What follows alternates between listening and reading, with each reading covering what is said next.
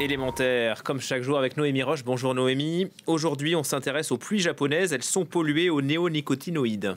Oui, c'est ce que montre une étude menée à l'université de Tokyo sur une dizaine d'échantillons d'eau de pluie. Ils ont été recueillis entre avril 2023 et septembre 2024 dans deux grandes villes japonaises, Tsukuba et Kashiwa.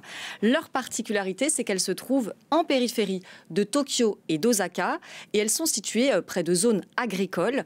Résultat, les chercheurs ont mesuré la présence de néonicotinoïdes dans 91% des échantillons, c'est-à-dire tout au long de l'année, sauf au mois de janvier.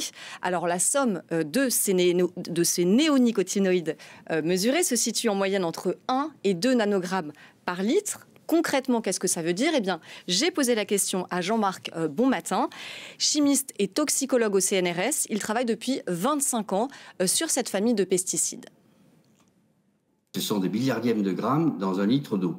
Donc, c'est des quantités extrêmement faibles, sauf qu'il tombe des millions de litres d'eau lors d'un orage, par exemple, ou lors d'une pluie intense. Et donc, ça finit par faire des quantités qui ne sont pas négligeables. On savait que ces substances étaient transportées, notamment par lessivage des sols contaminés, vers les ruisseaux, les mares, les petites rivières, les grosses rivières, les fleuves, jusqu'aux estuaires. Donc, on savait que par la dissémination de l'eau de surface, il pouvait y avoir des contaminations. Maintenant, on sait aussi que ça passe par la voie aérienne, ce qui donne encore une dimension plus grande au potentiel de contamination par les néonicotinoïdes et l'acétamipride en particulier. Oui, on parle précisément de l'acétamipride. C'est le fameux pesticide, Noémie, qui a de grandes chances d'être réintroduit ici en France. Exactement, il s'agit de l'insecticide que le texte déposé par le sénateur LR Laurent Duplomb vise précisément à réintroduire en France, sachant qu'il avait été interdit en 2018. Or, cette substance, c'est celle qui a été la plus fréquemment détectée dans ces eaux de pluie au Japon. Cet acétamipride, il a été retrouvé dans 82% des cas. Et comme d'autres néonicotinoïdes, il est très utilisé au Japon, dans la culture du riz et pour les monocultures de pain.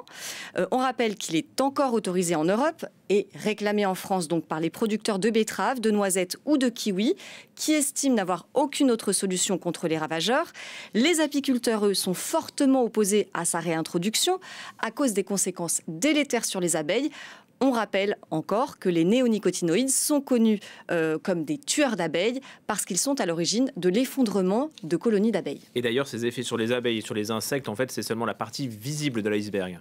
Oui, et c'est d'ailleurs pour ça que les défenseurs de l'environnement ou encore les agriculteurs de la Confédération paysanne, mais aussi de nombreux médecins et scientifiques s'opposent à la réintroduction de l'acétamipride en France, car d'autres études ont montré que ces néonicotinoïdes ont des effets sur la biodiversité tout entière. Tous les invertébrés terrestres et aquatiques sont en fait affectés par les effets toxiques de ces insecticides qui ont une durée de vie très longue dans les sols, dans l'eau, dans l'environnement, avec une pollution qui dure entre 5 et 30 ans. Cette pollution, elle a aussi des effets sur les oiseaux, les poissons, les amphibiens. La question se pose donc aussi pour la santé humaine, même si les études sont encore peu nombreuses et plus récentes. Écoutez. Les premiers éléments montrent que les néonicotinoïdes et l'acétamipride en particulier affectent le neurodéveloppement chez le fœtus, chez l'enfant, induit des maladies de type diabète et donc obésité chez l'enfant. Et puis pour les plus âgés, chez les adultes, on savait déjà que ça pouvait induire des cancers thyroïde, foie, testicules. Et on a découvert récemment qu'il y avait un lien avec les maladies rénales chroniques. Donc ça fait quand même beaucoup de choses pour ces petites molécules. Et donc nous, on pousse avec les médecins qui ont été signataires de la lettre aux 3 ministres santé, agriculture et environnement, on pousse à ce que ne soient pas réintroduits des pesticides qu'on sait dangereux pour la santé et qui vont servir à quelques intérêts particuliers agronomiques, mais qui vont mettre en hypothèque la santé publique.